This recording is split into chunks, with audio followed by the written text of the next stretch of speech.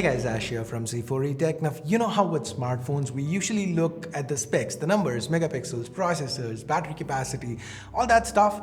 Now today in this video, let's take a different look at the Reno8 Pro. Focus on some of the tech and lesser known features instead. Now disclaimer, I am working with OPPO on this one, so this is not a review or anything. That said, let's first start with something that's been mentioned a lot, but not really talked about. MariSilicon X. Now, what is MariSilicon X? It's OPPO's proprietary NPU. NPU stands for Neural Processing Unit, which is what handles the AI functionality. MariSilicon X helps improve that AI performance with camera-related AI features.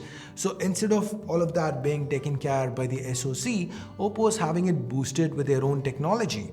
Now, this lets them do things like, say, clean up noise in low-light video and do it pretty efficiently. Now, for example, the entirety of the intro video that you saw, the one that was shot under mixed and low light, all that was shot by the Reno8 Pro.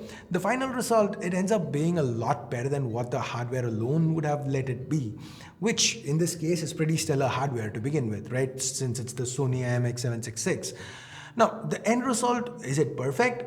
Of course not, but it is better than what could have actually been thanks to that NPU. This low-light capability is what OPPO calls 4K Ultra Night.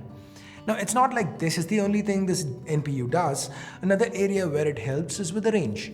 Now look at this situation. When you're shooting a subject with a light source behind them, like the natural light behind me, one of two things happens. Either the subject ends up being underexposed to get the background looking good, or as with most cameras, you'd see the subject exposed right, but the background would be blown out.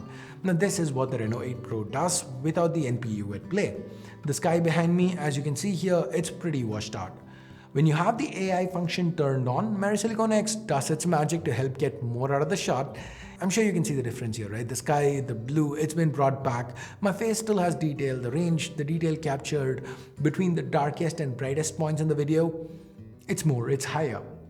So that's number 1 and 2 on this list, 4K Ultra Night and MariSilicon X.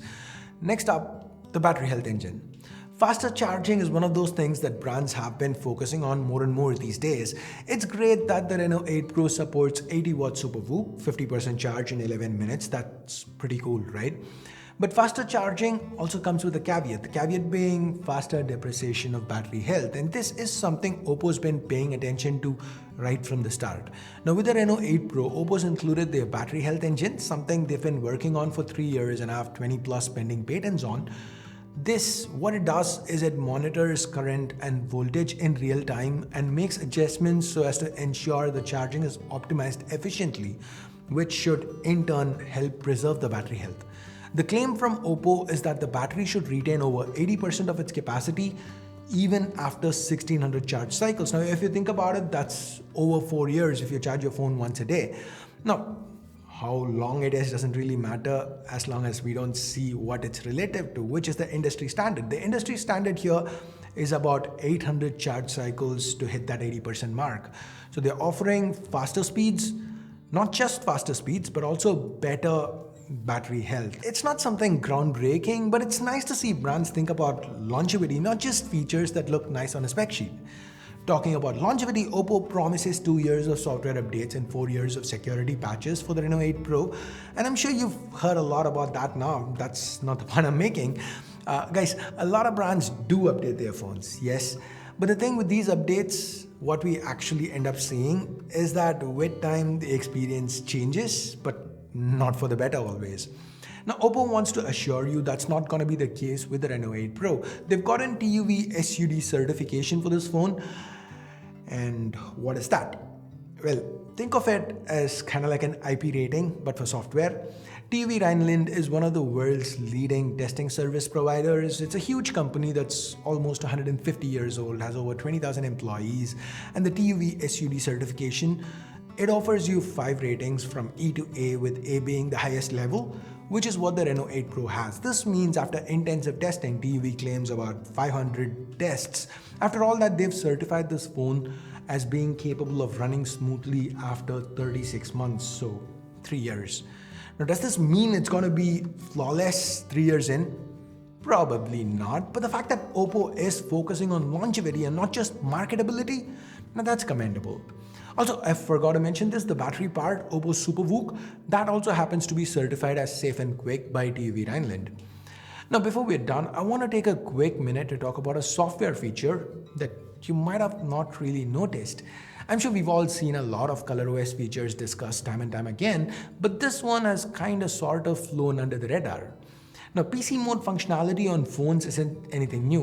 With many brands, you can connect your phone to your laptop and you can have your home screen displayed right on your desktop, copy paste stuff from your desktop to your phone, drag and drop, and so on and so forth. Yes, you can do that here too. And yes, it's actually pretty intuitive and simple. Just enable the multi-screen connect quick toggle on your phone and you can one-click connect to it from your PC at any point in time. It's super convenient. Just move your mouse up, use it, move your mouse out, and it slides right out of your way. But that is not what makes it special. Now, phones, they have portrait displays, right? Monitors, on the other hand, have displays that are landscape.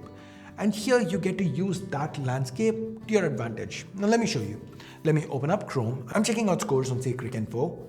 Let's say I want to check my messages. I tap this and Chrome's now a separate window that's lit up. So I want to jump back, I can do that. Or let's say I want to do something else, hit this again and say go to settings, whatever. Oh wait, what happened to the message? What about the score? I'm sure you guys get the picture, right? So these are 5 lesser known things you should probably know about the Reno8 Pro. Hope you found the video interesting. If there's one of these features that's new to you, if there's something that I mentioned in this video that you learned new, let me know what it was. And if there's something that you think should have probably been included in this video, let me know in the comments as well. And while you're down there, give this video a thumbs up or a thumbs down based on whatever you felt about it. And also subscribe if you haven't yet, and if you're already subscribed, hit that bell icon so that maybe, just maybe, you get notified about future videos that I post. And I guess that's pretty much it. Thanks for your time. Thanks for watching. And before we're done, a quick apology. I know this video might have some audio issues.